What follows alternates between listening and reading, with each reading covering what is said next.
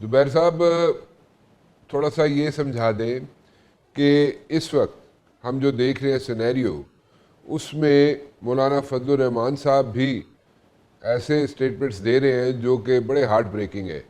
और लेकिन मौलाना साहब जो है वो एडमेंट है कि वो अपने बयान पे कायम है। उनकी तरफ से, उनके एंड से एज सच कोई अपॉलजी टेंडर नहीं की गई।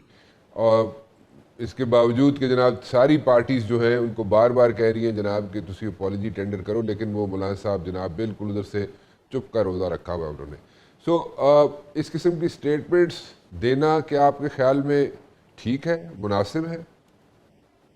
नहीं जी, बिल्कुल मुनासिब नहीं। उनकी स्टेटमेंट्स या वो 2-3 दिन तक उन्होंने बात की है उसी सिलसिले में।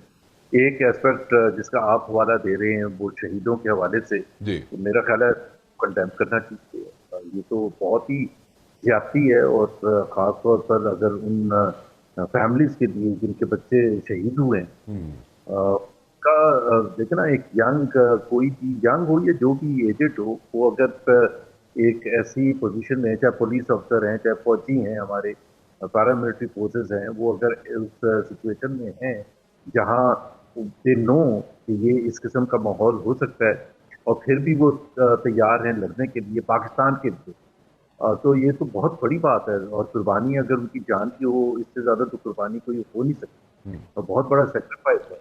तो अ, उनका जो, मेरा ख्याल है, जो कंफ्यूजन हुआ है उनसे कहने का, जो उनको वजाहत करनी चाहिए। ये दो एस्पेक्ट हैं, यदि आप, ये क्या जंग हम किस लिए लड़ रहे हैं, क्या इसकी मंतक क्या है। जिस तरह वियतनाम वॉर की एग्जाम्पल ले दूं, अमेरिका, एक वक्त था पूरा अमेरिका उसके अगेंस्ट था, डेमोन्स्ट्रेशन हो रहे थे 1968 69 वगैरह में। अमेरिका की हुकूमत के खिलाफ थी कि आप वियतनाम में कर क्या रहे। 55,000 अमरीकी फौजी मारे गए। तो there two sides of it, कि वो जाना चाहिए था, नहीं जाना चाहिए था, बिल्कुल कंडेम। सारे अमेरिकन उस वक्त भी करते थे, अब तो ज्यादा करते हैं कि हमारा वहां से था। लेकिन उनका दूसरा एस्पेक्ट, जो 55,000 जो जिन्होंने जाने दी थी, उनका हर साल जब वो मनाया जाता है मेमोरियल डे, तो सब जाके उनको ऑनर करते, वो तमाम 55,000 और ऐसे ही कौमों को पेश आना चाहिए अपने, जो लोग वो हैं। वो दूसरा एस्पेक्ट, मेरा ख्याल है मौलाना साहब ने बात ये करके जो असल एस्पेक्ट जिसकी तरफ वो बात करना चाहते थे, तो अगर वो वजाहत भी करते, मैं तो इसमें माफी वगैरह नहीं, वजाहत करते कि व्हाट ही एक्चुअली मेंट, एक तो फौज का इन्वॉल्वमेंट, दूसरा कि जी अफगानिस्तान के साथ या बलूचिस्तान में जो हमारे मसाइल हैं उसकी जड़ है क्या, उस पर डिबेट होनी चाहिए। क्या हम सही तरीके से हमने असेस किया है कि इसका सोल्यूशन है क्या। जिस तरह वो कहते हैं ना कि जब तक ये लास्ट मिलिटेंट रहेगा, उस वक़्त तक ये जंग जारी रहेगी। अब लास्ट मिलिटेंट ही नहीं खत्म हो रहा पिछले 25 साल, 30 साल से। अकबर मुफ्ती को 2006 में मारा था, आपको याद है। तो लास्ट मिलिटेंट तो पता नहीं कब खत्म होगा, और वो खत्म भी हो जाए तो क्या उससे जो हुकूमत है उसकी क्रेडिबिलिटी में इजाफा हो जाएगा। अवाम जो वहाँ है वो आज जो हुकूमत है बलूचिस्तान में या वफाक में, उस पर वो यकीन भी रखती है या नहीं रखती। Those are fundamental questions I think that need to be addressed. क्योंकि ये तो बात क्वेश्चन जरूर होता है कि क्या हम सही जंग भी लड़ रहे हैं, सही तरीका कार किया है, क्या हमारे पास सही सोल्यूशन किया है, क्या फौजी सोल्यूशन वाहिद सोल्यूशन है। मैं ये नहीं कह रहा कि मैं सही कह रहा हूँ या मेरा, तो ये डिबेट होने का वक्त आ गया कि डिबेट होनी चाहिए, और किसी को गद्दारी का सर्टिफिकेट नहीं देना चाहिए कि जी ये वाली बात क्यों करती है, वो बात, वो तो कंडेम बिल्कुल सबको करना चाहिए, जो मौलाना साहब के शहीदों के हवाले से बात। बिल्कुल ठीक है। मैं ज़रा अब दूसरी तरफ आना चाहूँगा, हुकूमत की तरफ आना चाहूँगा। हुकूमत ने अभी एक नया एक स्टेप लिया है जिसमें जनाब खुली छुट्टी है, सादे लफ्ज़ों में खुली छुट्टी है जनाब कि जो मर्ज़ी प्राइस पेट्रोल की रख दी जाए। सो इससे तो यू नो ऑल ओवर एक बड़ी जिटरी सी फीलिंग है अमंग्स द मासेस। सो इसको कैसे एड्रेस किया जाए? ये इकदाम इसी तरह होना चाहिए था, नहीं होना चाहिए था? क्योंकि ये तो बहुत यहाँ पे प्रॉब्लम्स क्रिएट कर रहा है आवाम में।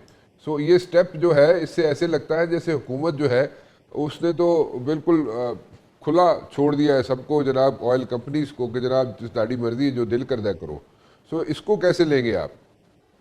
ऑयल कंपनीज को और पेट्रोल पंप को, दोनों को, जी। क्योंकि वो, क्योंकि किसी के पास क्वेश्चन होगा नहीं करने का कि जी आज इंटरनेशनल प्राइस है क्यों, ये बड़ी क्यों है, कम क्यों है, ये कितनी कम होनी चाहिए थी, and all of those question.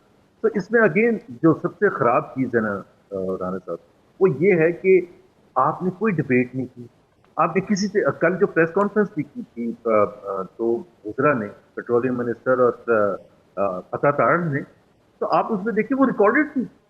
मतलब it was not even a live press conference के भाई आप आगे रिपोर्टर्स को बिठाते ना, और खासतौर पर इतना बड़ा आप कदम उठाने जा रहे हैं तो फाइनेंशियल रिपोर्टर्स को बुलाते, जो आपसे वो वजाहत तलब करते जो कि कंफ्यूजन है कि जी अवाम किस तरह से ट्रस्ट करेंगे इस नए सिस्टम पर, और किस तरह से, और फिर आपने इतनी जल्दी एकदम से इम्प्लीमेंट भी कर दिया विद इन, मतलब as soon as they announce, इतना बड़ा कदम आपने उठाया। और ये बिल्कुल क्लियर है, उसका रीजन क्या है कि हुकूमत अपने ऊपर जिम्मेदारी लेने का बोझ उठाना ही नहीं चाहती कि जी हमने तो डीरेगुलेट कर दिया था, अब हमारे से ना पूछें कि प्राइस बढ़ी क्यों है और कम क्यों नहीं हुई इतनी, जबकि इंटरनेशनल ऑयल प्राइसेस कम हुई हैं।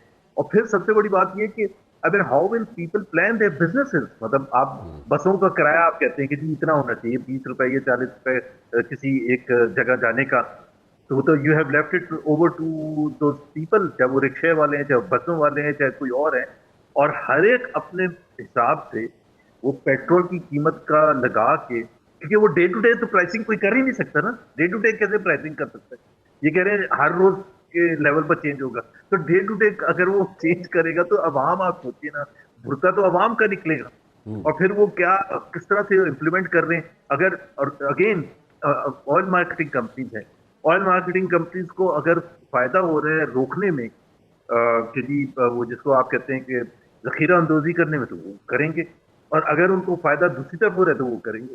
अब पेट्रोल पंप वाले अपने हिसाब से उसको करेंगे, ऑयल मार्केटिंग कंपनी तो पेट्रोल पंप के दरमियान में झगड़ा होगा, नहीं जी इन्होंने तो हमें ऑयल सप्लाई नहीं किया था, और किया था तो वो पुरानी प्राइसेस पर किया था, इसलिए हम बेनिफिट नहीं दे रहे आवाम को। तो lot of confusion, unless I mean they should take it back and have a normal debate. और फिर पार्लियामेंट हमारी है किस चीज के लिए, मतलब क्या करती क्या है पार्लियामेंट हमारी, मतलब डिस्कस ही नहीं होती है, डिबेट ही नहीं होती है, हर चीज वो तो ऐसे करते हैं कि जी सब पीछे खड़े हो जाए, हुकूमत के पीछे खड़े हो जाए। भाई आप कोई डिबेट करें, फैसला करें, लोगों को कन्विंस करें, टीवी पर, रेडियो पर, अखबारों में एक लोगों की राय लें, बिजनेसमैन की, oil marketing companies, petrol pump की, अवाम की, एंड सो ऑन। देखिए, लेकिन अगर हम बाहर देखें, बाहर के ममालिक में देखें, तो मुख्तलिफ जो कंपनीज हैं जिनके पेट्रोल पंप्स होते हैं, आप वेस्ट में चले जाएं, यूरोप में चले जाएं, मुख्तलिफ कंपनीज होती हैं, उनके मुख्तलिफ रेट्स होते हैं, उसमें कोई कम होता है, कोई ज़्यादा रेट होता है, और उसमें तो वो लोग मैनेज करते हैं। वो फिर कैसे मैनेज करते हैं, और वो फिर क्यों आवाम उनको एक्सेप्ट करती है? पहली बात तो ये है कि मैंने कहा कि मैंने तो आउटराइट नो तो किया ही नहीं है। हम्म। एक मैच्योरिटी होती है मार्केट में, अवाम उस माहौल में पले बढ़े हैं जहां वो ये देखते हैं कि जी हर पेट्रोल पंप पर मुख्तलिफ रेट हो सकता है, और उसकी मंतक क्या है, पीछे डीरेगुलेट हुआ है। लेकिन और फिर उसके बाद उनका जो सिस्टम है, दिस इज पाकिस्तान, एक ये डिफ्रेंशिएट करना बहुत जरूरी है कि यहाँ हमारे यहाँ जखीरा अंदोजी और इस किस्म की चीजें जो हैं बहुत वाइड स्प्रेड है। अगर हम वेस्टर्न सोसाइटी से करें तो वहाँ बिल्कुल भी नहीं है।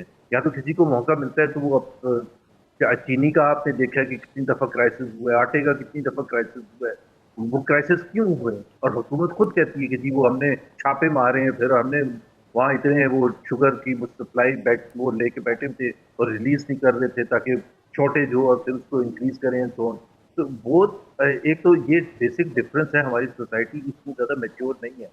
लेकिन फिर भी मैं ये कह रहा हूँ कि अगर आपने ये करना भी था तो वाई, और दूसरी बात ये कि आप एक्सप्लेन तो करें why you are doing it. हुआ मतलब आप इसलिए इस डर से कि चूंकि आपको प्राइसेस बढ़ानी पड़ती हैं या आप काम इतनी नहीं करते, तो आपने कहा कि जी हमारा कोई ताल्लुक है, तो आप पहले तो अपनी पोजीशन तो एक्सप्लेन करें, what is the benefit to the people of Pakistan इस चीज से, what is the benefit to oil marketing company, और पंप्स को फायदा ये नुकसान है, और फिर ओवरऑल पाकिस्तान के बिजनेस एनवायरनमेंट को ये कैसे फायदा पहुंचाएगा। अच्छा, तो इसमें अभी अभी आप सोचते हैं, डू यू थिंक कि जनाब इसको वापस ले लिया जाएगा और डिबेट पे जाएगा, या इसी तरह स्टेलमेट ही रहेगा, इस फैसले पे कायम रहेगी हुकूमत? स्टेलमेंट ही रहेगा, देख लीजिएगा, मेरा ख्याल है अगले एक आध दिन में प्राइम मिनिस्टर एक कमेटी बना देंगे, हाँ। और कमेटी तक अपनी रिपोर्ट नहीं देगी तो उस वक्त तक ऑन होल्ड हो जाएगा ये जो भी है फैसला, क्योंकि वो सबने तो थ्रेट दे दिया है उसका स्ट्राइक करने का। अब वो अगर करने का थ्रेट दे देंगे तो उनसे फिर उन्होंने थ्रेट इसलिए किया कि आए हमारे से बात तो करें ना, हाँ। फिर जब की बात करने के लिए, या उससे पहले नोटिस ले लेंगे प्राइम मिनिस्टर भी बहुत चीज़ों में नोटिस लेते हैं, वैसे ऐसा नहीं है।